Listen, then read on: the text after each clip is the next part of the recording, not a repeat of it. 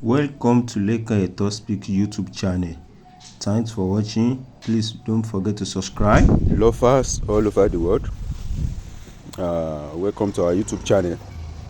Don't forget to subscribe, like our video, share and comment. Nǹkan tá fẹ́ sọ lẹ́ni nínú fídíò wa ilé ni òwe. Olówe mòwe o, Lekan Eto mẹ́ni tó ń bá wí. Àwọn àgbà wọn máa ń sọ wípé àìgbọ fálà ń wòkè, Ifá kan ò sí ní para.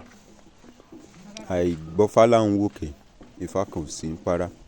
Àwọn olóyìnbó máa ń sọ wípé only the fake diviner look into the sky, for there is no answer written on ceiling.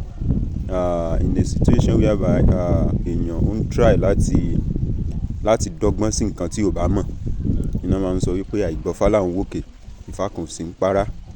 Only the fake diviner look into the sky, for there is no answer written on ceiling. Òwe Yorùbá.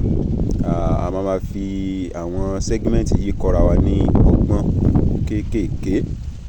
Ẹ ṣé tẹ́ ń darapọ̀ mọ́ channel wa. Tó bá ṣe jẹ́ pé ẹ ṣe ń wo channel yìí ni ẹ bá wa subscribe, ẹ bá wa likes, ẹ dẹ̀ bá wa comment. We love you all.